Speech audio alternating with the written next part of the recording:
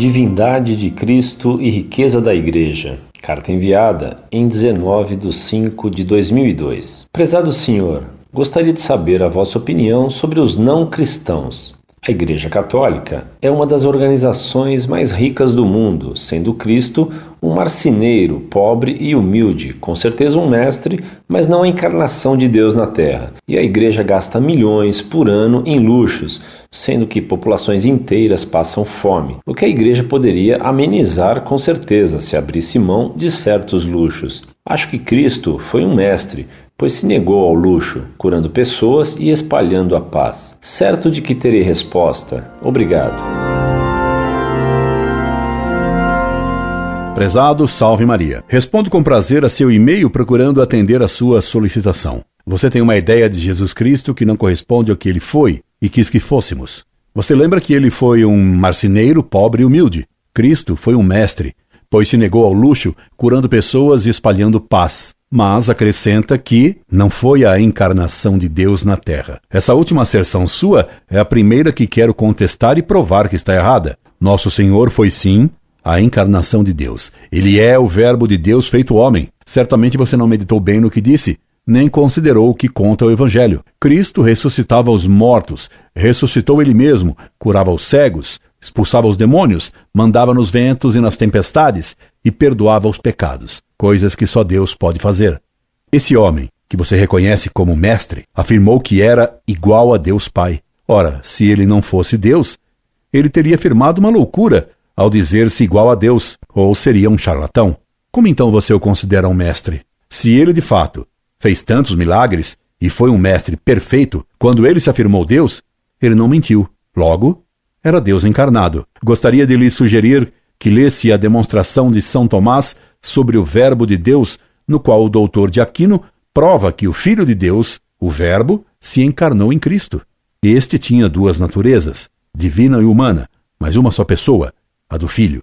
Segunda pessoa da Santíssima Trindade. Você poderá encontrar essa demonstração da divindade de Cristo aqui mesmo no site Montfort, no artigo As Processões em Deus, onde resumo essa demonstração de São Tomás feita na Suma Teológica. Creio que você tirará proveito dessa leitura. É seu erro, negando a divindade de Cristo, que o faz ver nele um simples mestre humano, pobre, sem luxo, que prega paz e cura as pessoas. Essas afirmações deixam patente que, para você, o mal é apenas o luxo de alguns, causador da pobreza de outros, a falta de paz e de saúde. Prezado, você é um naturalista que não crê senão no que vê.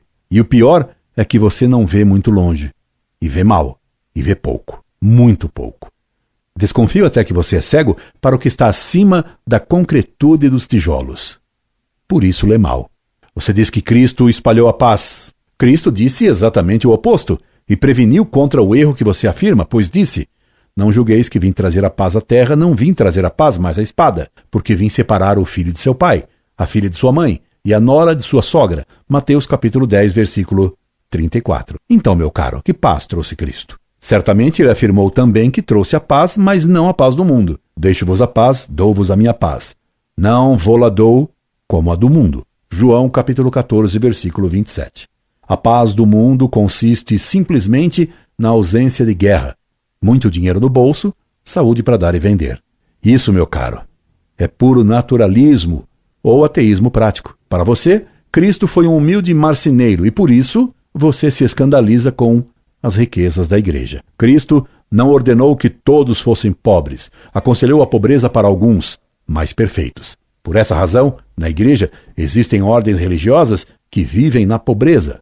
Você se esquece de São Francisco? Já vejo você me perguntar, e o Papa? E as riquezas do Vaticano? Que quereria você? Que o Vaticano vendesse a Pietà de Michelangelo para um museu? Repito, você se preocupa só com a matéria e não leva em conta que se deve a Deus honra e glória. No Antigo Testamento, Deus exigia que o sangue dos bodes sacrificados no templo fosse recolhido em vasos de ouro. Se o sangue dos bodes, ofertados a Deus, devia ser recolhido em vasos muito ricos, em que vasos se deve recolher o sangue de Cristo na missa? Esse argumento irrefutável não é meu, é do abade Suger, apontado como um dos inventores da maravilha que é o estilo gótico, com que a Igreja enriqueceu o mundo. Porque a Igreja enriquece o mundo e os povos principalmente com a virtude e com a cultura. Foi ela que fundou as universidades para ensinar a verdade, e os hospitais, as santas casas, para os doentes. E tudo gratuitamente na Idade Média. E você esquece que, com suas riquezas, a Igreja manteve e mantém tantas obras de caridade, tantos hospitais e escolas, e asilos e orfanatos. É verdade que hoje, desgraçadamente, os padres da teologia da libertação, que pensam como você da riqueza do Vaticano, acabaram com as obras de caridade que a Igreja sempre teve, para substituí-las pelas obras de agitação revolucionária em auxílio do Partido Comunista. Hoje a preocupação dos teólogos da libertação não é de atender os pobres, mas de querer acabar com a pobreza. O ex-frei Boff escreveu um livreco com o título Pelos Pobres contra a Pobreza.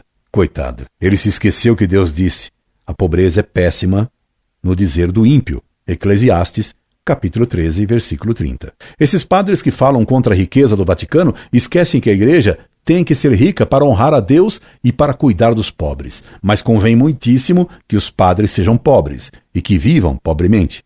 Muitos padres naturalistas que falam contra a riqueza do Vaticano têm TV no quarto, automóvel próprio, telefone celular, aparelho de som, TV a cabo, casa de praia e etc. Eles deviam começar imitando a Cristo pobre, caminhando a pé como Cristo, andar ao modo do Evangelho e não assistir à novela das 8, mas rezar mais.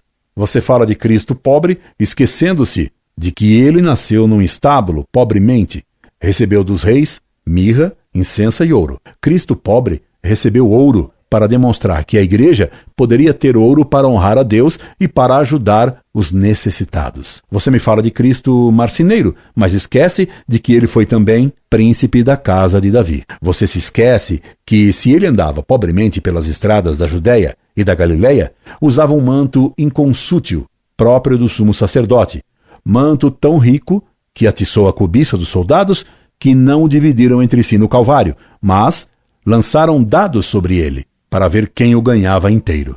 Esse manto sem costura, rico, usado por Cristo, era símbolo da doutrina católica que não tem costura nem remendos. Isso me leva a responder a primeira questão do seu e-mail. Qual a minha opinião sobre os não cristãos? Meu caro, eu não tenho opinião sobre os não cristãos.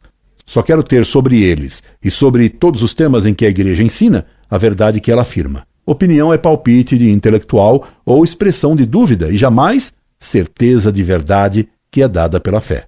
Quem ensinou Cristo sobre os não cristãos? Ensinou que se deveria ensinar-lhes a verdade e batizá-los em nome do Pai e do Filho e do Espírito Santo. Ensinou que quem não crer e não for batizado não entrará no reino dos céus. Ensinou ainda que entre os pagãos poderia ser encontrada por vezes mais fé do que entre os filhos de Israel. Por isso a Igreja ensina que fora da Igreja não há salvação, mas que os pagãos que não puderem conhecer o cristianismo, mas praticarem a lei natural, estes podem salvar-se, porque obedecem à alma da Igreja. Mas isto exige abandonar o culto dos ídolos, pois todos os deuses dos pagãos são demônios. Salmo 49, versículo 5. E isto que diz o Salmo 49 não é opinião minha, é a verdade infalível ensinada pelo Espírito Santo nas Escrituras. Esperando ter respondido às suas dúvidas e rogando a Deus que lhe dê a graça da fé sobrenatural, me despeço, incorde Jesus semper. Orlando Fedeli.